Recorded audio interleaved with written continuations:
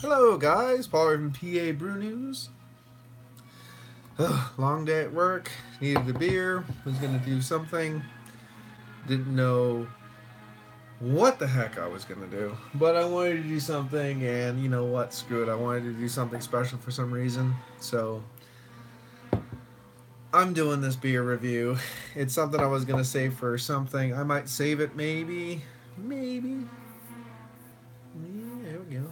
I might save it maybe for a special upload. I don't know, but I've got the Kuhnhenn's Raspberry Eisbock from 2016. I picked this up when I was at the brewery. I was intoxicated.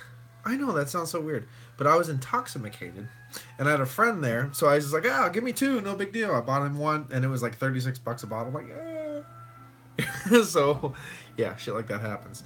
But I hope it's good. I really do. But I got the knife because it's a wax cappy. I checked online so I could tell you the alcohol buys the volumes, and it was 15.5 alcohol by volume, which is not unfamiliar for icebox, being the fact that they're freeze distilled to increase the density and alcohol by volume. So there we go. Let's see if I can get this through the big, huge. I mean, this thing is a giant Belgian cork and giant wax of doom. So, and we're just gonna do the live ones. I don't know. I'm starting to enjoy just the random live review atmosphere. I don't edit anything anyway, so kind of everything I do is a live review anyway. Even all the screw ups, even when the beer doesn't open right, even when all this stuff happens, I just kind of don't care anymore. I find it rather enjoyable, actually. Uh, I say that while the beer isn't opening, and then it magically did. So I have 3 viewers right now, and I'd like to thank every one of you for stopping by. So there we go. So that's out of the way. Again, the Kuhnhenn's Raspberry Eisbock. They come from Warren, Michigan. Look at that big chunk of stuff right there. Warren, Michigan, which I just considered it Detroit, but it's a little bit north of Detroit. So there you go. Hi, Greg. How you doing, buddy? Yeah, I'm having a beautiful breakfast right now. I might be able to get basically the whole dang thing in here because it looks bigger than it is, if you know what I mean. Okay, let me just get that much in there. There might be some sedimentation on the bottom, but I'm not too worried about it. Just wanted to get that big old chunk of wax that I saw out of there. Okay, if you can see right there, I believe it looks a little bit more tannish, but there is a ruby hue to this one. They got that kind of raspberry tone floating around in there too. Soft streaming bubbles coming up. It definitely, I didn't really know what to expect of this one. It definitely wasn't pouring gloopy and thick and you know, viscous and stuff. It definitely had a light liveliness to this one. And the carbonation, you can probably even just see it, is going through. I don't know how well where the quality is, but there you go. Someone had to fuck off. I understand. So here we go. It's early in the morning. Wow. You're getting raspberry tones, those nice nuances of jammy raspberry, and chocolate and caramel, basically. And toasted notes are actually coming up through. It is actually reminding me almost of a raspberry jam chocolate toast. Very desserty. Hey, good time of the day to be drinking this because this smells very desserty, very savory though. Wow, amazing. Just loads of raspberry coming up, chocolate, as I said, those caramel and toasted notes, those toffee notes coming up through. Very breakfast A, you know. So anyway, this has been Paul from PABrewNews. We're going to do this one. I'm loving it. I'm excited. Cheers.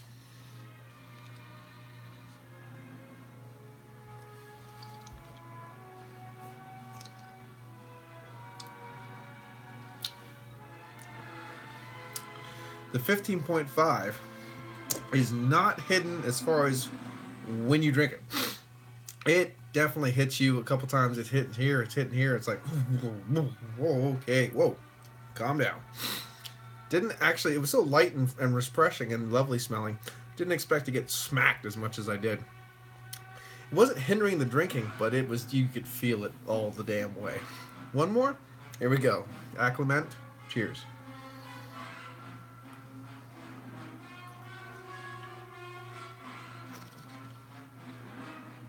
Very wine-esque.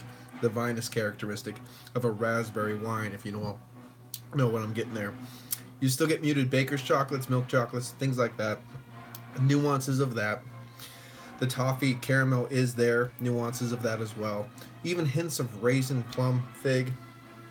That's all happening. But of course, the star of the show is the raspberry. It's still remaining true. It's bold. It's right in your face. I want to say it's a medium body, but it's pushing the low side of a medium body. But if you do it, you can just see. Basically, it's not blankets. It's the blankets, it's the sheets, it's the comforter and pillows of alcohol eggs. Right there.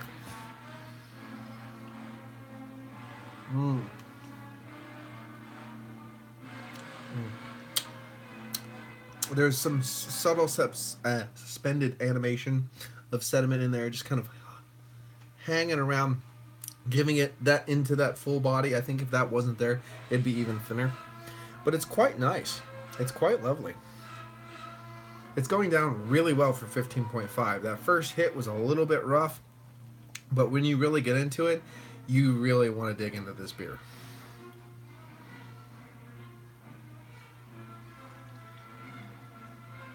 I'm going to see what we have in here. I'm assuming there's going to be some yeasty goodness at the bottom. I'll just try to, yep. There's a clunk of something that just went in there. I'm listening to the Warlock vinyl I just picked up, if anyone wanted to know. Now it's got a lot of chunky sedimentation in there, hazed up. I really don't think that's going to hinder the beer at all. Get some fish food going on.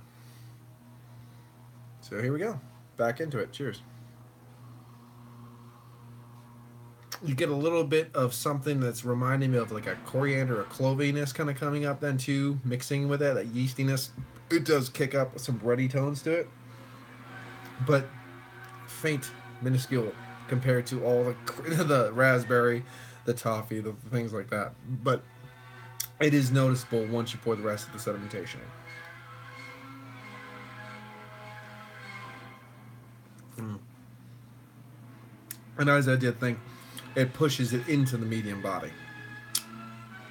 It stays away from the low medium and pushes it right up. It gives it that viscosity that it should have. Again, sheets of alcohol.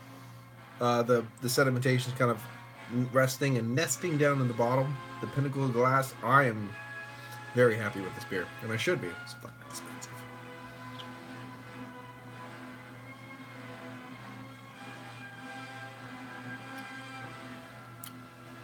Yep, just very nice.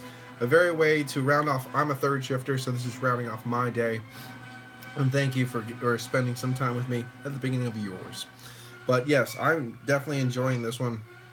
I picked it up right at the brewery. The one beer that if you do get a chance to get to Kuhnhenn's is their Drippa, their double rice India Pale Ale. Wow. And I mean, it's wow quality level beer. So definitely give that a go. But I picked this up when I was there. And they have a couple other special now and again if you get a chance. It's very hit and miss, obviously. But every time I was there twice, and they have the Drippa on tap, so you should definitely go. If you ever make it there, check it out. This beer is absolutely fantastic. Is not the best beer in the world, not the best Eisbock I've ever had, things like that. But the raspberry is so rich and full and jammy. It's coming off with these beautiful raspberry wine characteristics, things like that. Hey, what's up? It is 8 something in the morning here. I'm a alcoholic. But yeah, but I just got off third shift, so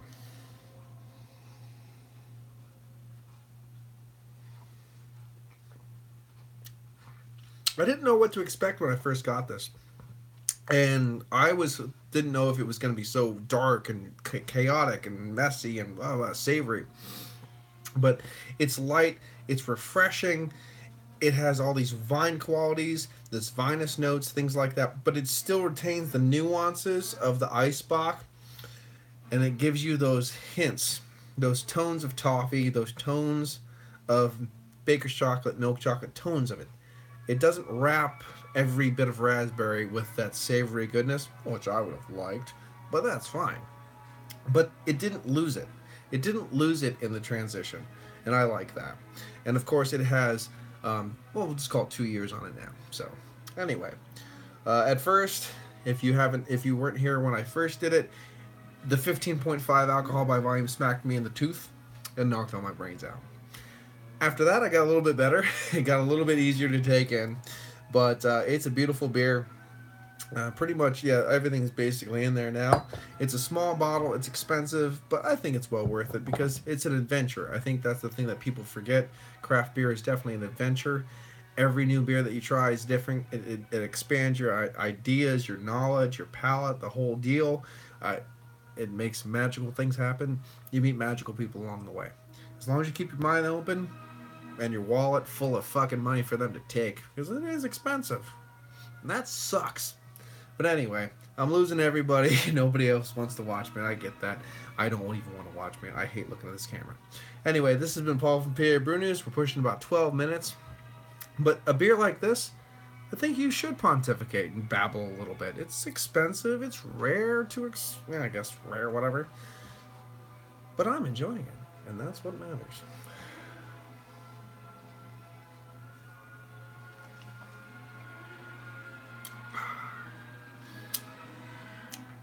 Yep. It actually, and that's the one thing I didn't mention. It did have a sizzling. It had a very firm carbonation at first, so it had a sizzling ring of head. But now that has died, especially when the sediment was put into it, and it's died, and now it has basically become a true raspberry wine-looking ale. So the Eisbock is now and truly dead, as it should be, just like I like my women. And yeah. So here it is, and the chunks, they basically did dissolve nicely, which I'm really happy with. So it's not hindering the beer at all. I'm going to try to sip on this a little slowly. I'm in a great mood all of a sudden. I was okay when I started the beer review, and now I'm fantastic. Maybe that 15.5 had something to do with that. You never know, do you? Anyway. This makes me love being a beer reviewer. This shit right here.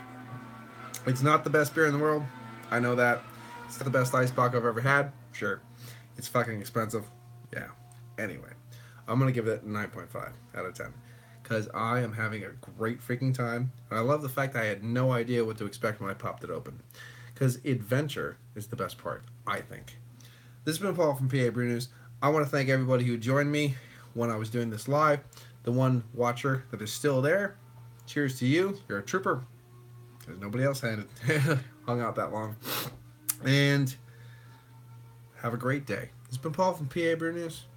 This has been the Kuhnhenn's Raspberry Eisbock from 2016. And I'm going to give it a 9.5 out of 10. Cheers. Have a good one. Bye-bye. Even you.